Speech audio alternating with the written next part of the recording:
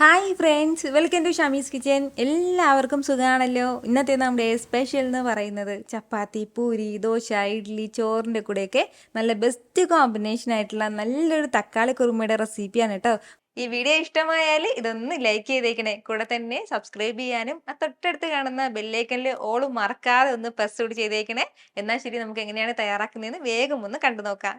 ആദ്യം നമുക്ക് വേണ്ടത് ഒരു മിക്സിയുടെ ജാറിലേക്ക് ഒരു 3 തക്കാളി ഒന്ന് അരിഞ്ഞത് ചേർത്ത് കൊടുക്കാം. ആകെ നമുക്ക് 4 തക്കാളിയാണ് വേണ്ടത്. അതിലൊരു 3 തക്കാളി ഇപ്പോൾ നമുക്ക് ആവശ്യമായിട്ടുണ്ട്. കൂടെ തന്നെ ഒരു 3 ടേബിൾ സ്പൂൺ ചിരകിയ തേങ്ങ എടുത്തിട്ടുണ്ട്. ആ തേങ്ങയും കൂടി ഇതിലേക്കൊന്ന് ചേർത്ത് കൊടുക്കാം. വളരെ കുറച്ച് തേങ്ങ മതിയാവും കേട്ടോ. കൂടെ ഇനി നമുക്കിതിലേക്ക് വേണ്ടത് ഒരു 6 7 അണ്ടിപ്പരിപ്പും കൂടിയാണ്. അതുപോലെ തന്നെ ചെറിയൊരു പീസ് അളവിൽ കറുവാപ്പട്ടയും 2 ഏലക്കയും 2 ഗ്രാമ്പൂവും എടുത്തിട്ടുണ്ട്. അതും കൂടി ചേർത്ത് കൊടുക്കാം. വെള്ളമൊന്നും ചേർക്കേണ്ട ആവശ്യമില്ല. നല്ല സ്മൂത്തായിട്ട് തന്നെ നമുക്ക് അരച്ചെടുക്കാവുന്നതാണ്. കാരണം 3 തക്കാളിയിലുള്ള ആ ഒരു വെള്ളം തന്നെ ധാരാളം മതിയാവും. വേണമെങ്കിൽ നന്നായിട്ട് അരഞ്ഞ് കിട്ടിയില്ല എന്നുണ്ടെങ്കിൽ അല്പം ചേർത്ത് കൊടുക്കാം കേട്ടോ. എന്നാൽ ശരി, നല്ലതുപോലെ ഞാനിതൊന്ന് അരച്ചെടുത്തിട്ട് വരാം. ഈ ഒരു രീതിക്ക് നല്ല സ്മൂത്തായിട്ട് ഞാനിതൊന്ന് അരച്ചെടുത്തിട്ടുണ്ട്. ഇനി നമുക്ക് വേണ്ടത് ഒരു കുക്കർ ഒന്ന് അടുപ്പത്തേക്ക് വെച്ച് അതൊന്ന് ചൂടായി വരുന്ന സമയം അതിലേക്ക് നമുക്ക് ഒരു 1.5 ടേബിൾ സ്പൂൺ അളവിൽ വെളിച്ചെണ്ണ ചേർത്ത് കൊടുക്കാം. എണ്ണ ഒന്ന് ചൂടായി വരുന്ന സമയം ഒരു 1/2 ടീസ്പൂൺ അളവിൽ ചെറിയ ജീരകം ചേർത്ത് കൊടുക്കാവുന്നതാണ്. കൂടെ തന്നെ ചെറിയൊരു പീസ് അളവിൽ വഴനയിലയും കൂടി. ഇനി ഇതിലേക്ക് നമുക്ക് വേണ്ടത് സവാളയാണ്. അത്യാവശ്യം വലിയ സവാളയിൽ ഒരു സവാള എടുത്തിട്ടുണ്ട്. സവാള ചേർത്ത് കൊടുത്ത ശേഷം നല്ല രീതിക്ക് നമുക്ക് ഒന്ന് വഴറ്റി കൊടുക്കാം. സവാള എല്ലാം ഒന്ന് ചൂടായി വരട്ടെ. കളർ മാറണം എന്നുള്ള ആവശ്യമില്ല. നന്നായിട്ടൊന്ന് വഴണ്ട് കിട്ടിയാൽ മാത്രം മതിയാവും. ഇതുപോലെ ഒരല്പസമയം മാത്രം ഞാനൊന്ന് വഴറ്റി കൊടുത്തിട്ടുണ്ട്. നമ്മുടെ ഈ സവാളയൊക്കെ നന്നായിട്ടൊന്ന് വെന്ത് കിട്ടിയിട്ടുണ്ട്. അപ്പോൾ ഈ ഒരു സമയം ഇതിലേക്ക് നമുക്ക് മസാലകൾ ചേർക്കാവുന്നതാണ്. 2 ടീസ്പൂൺ ഫുള്ളായിട്ട് മുളക് പൊടി ചേർക്കുകയാണ്. അത്യാവശ്യം നല്ല എരിവ് കുറഞ്ഞിട്ടുള്ള മുളക് പൊടിയാണ് കേട്ടോ. ഇച്ചിരി എരിവുള്ള മുളക് പൊടിയാണെന്നുണ്ടെങ്കിൽ 1 ടീസ്പൂൺ അളവിൽ മാത്രം ചേർത്ത് കൊടുത്താൽ മതിയാവും. കൂടെ തന്നെ 1 ടീസ്പൂൺ ഫുള്ളായിട്ട് മല്ലിപ്പൊടി ആവശ്യമായിട്ടുണ്ട്. അതും കൂടി ചേർക്കാം. കൂടെ ഒരു 1/4 ടീസ്പൂൺ അളവിൽ പെരിഞ്ചീരകം പൊടിച്ചതും കൂടി.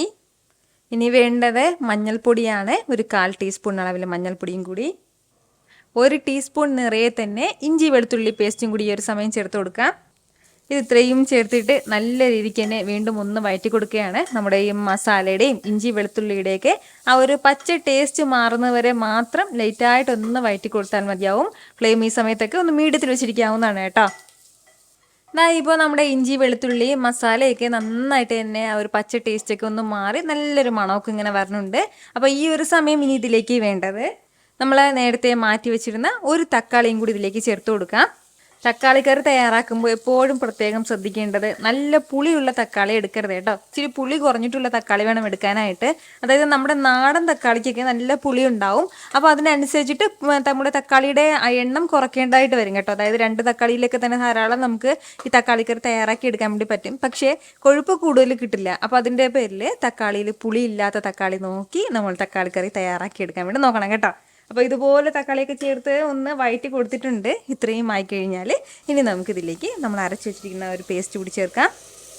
കൂടെ തന്നെ ഒരു 2 കപ്പ് അളവിൽ വെള്ളം കൂടി മിക്സിയുടെ ജാറിലേക്ക് ചേർത്തിട്ട് അതും കൂടി ചേർക്കുകയാണ്.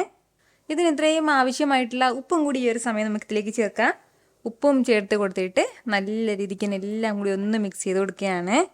നമ്മുടെ തക്കാളി കുറുമ കറി ഒരുപാട് ലൂസാക്കിയിട്ട് തയ്യാറാക്കരുത്. ഇച്ചിരി കട്ടിക്ക് വേണം ഇത് ചെയ്തെടുക്കാനായിട്ട്.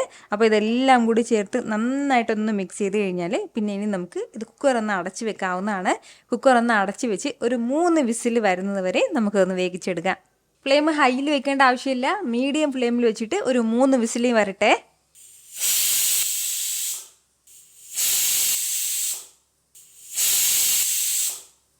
ഇപ്പോൾ ഇതിലെ ഒരു 3 വിസിൽ വന്നിട്ടുണ്ട്. ഇനി നമുക്ക് ഫ്ലെയിം ഓഫ് ചെയ്ത് കൊടുക്കാവുന്നതാണ്. ഇനി നമുക്ക് വേണ്ടത് ഇപ്പോൾ തുറക്കരുത്. ഇതിലെ കംപ്ലീറ്റ് പ്രഷറും ഇങ്ങനെ ഇരുന്ന് പോയിട്ട് നമുക്കിതൊന്ന് തുറക്കാവുന്നതാണ്. ഇപ്പോൾ ഇതിലെ കംപ്ലീറ്റ് പ്രഷറും പോയിട്ടുണ്ട്. ഇപ്പോൾ ഇതിലെ എണ്ണയൊക്കെ മുകളിൽ ഇങ്ങനെ തെളിഞ്ഞ് നല്ല പെർഫെക്റ്റ് ആയിട്ട് കിട്ടിയിട്ടുണ്ട്. ഇതിലേക്ക് ഒരു അല്പം മല്ലിയിലയും ഒരു പച്ചമുളകും കൂടി ചേർത്ത് കൊടുക്കാം. എന്നിട്ട് നന്നായിട്ടൊന്ന് മിക്സ് ചെയ്തിട്ട് നമുക്ക് നല്ല സൂപ്പറായിട്ട് ഒന്ന് സെർവ് ചെയ്യാവുന്നതാണ് കേട്ടോ. ഞാൻ പറഞ്ഞതുപോലെ നമുക്ക് ഇഷ്ടമുള്ള എന്തിൻ്റെ കൂടെ വേണമെങ്കിലും ഇത് വെച്ച് നമുക്ക് സെർവ് ചെയ്യാവുന്നതാണ്. ഒരു പ്രത്യേക ടേസ്റ്റിലാണ് കേട്ടോ നമ്മുടെ ഈ തക്കാളി കുറുമ കറി കിട്ടുന്നത്. ഇതുപോലൊരു തക്കാളി കുറുമ വീട്ടിൽ നിങ്ങൾ തയ്യാറാക്കി നോക്കിയിട്ട് നിങ്ങളുടെ ഫീഡ്ബാക്ക് എനിക്കൊന്ന് മറക്കാതെ അറിയിച്ചേക്കണം കേട്ടോ. കാരണം നിങ്ങളുടെ ഫീഡ്ബാക്ക് കാണുമ്പോഴായിരിക്കും അത് മറ്റുള്ളവർക്കും തയ്യാറാക്കി നോക്കണം എന്നുള്ളൊരു പ്രചോദനം ഉണ്ടാകുന്നത്. എത്ര രുചികരമായിട്ടും എളുപ്പത്തിലാണല്ലേ നമ്മൾ തയ്യാറാക്കി എടുത്തിട്ടുള്ളത്. അപ്പോൾ ഈ വീഡിയോ ഇഷ്ടമായാൽ ഇതൊന്ന് ലൈക്ക് ചെയ്യാനും കൂടെ തന്നെ നിങ്ങളുടെ ഫ്രണ്ട്സിനും ഫാമിലിക്കും എല്ലാവർക്കും ഇതൊന്ന് ഷെയർ കൂടി ചെയ്ത് കൊടുത്തേക്കണം. ഇതുപോലുള്ള റെസിപ്പിക്ക് വേണ്ടിയിട്ട് നമ്മുടെ ഷമീസ് കിച്ചൻ ചാനൽ ഫോളോ ചെയ്യാനും സബ്സ്ക്രൈബ് ചെയ്യാനൊന്നും ആരും മറക്കരുത്. വീണ്ടും നല്ലൊരു ഉഷാർ വീഡിയോ ആയിട്ട് നാളെ കാണാം. അതുവരേക്കും എല്ലാവരും ഹാപ്പി ആയിട്ടിരിക്കുക, സന്തോഷമായിട്ടിരിക്കുക, എല്ലാവരും സേഫ് ആയിട്ടിരിക്കണം. Take care dear friends. Tata.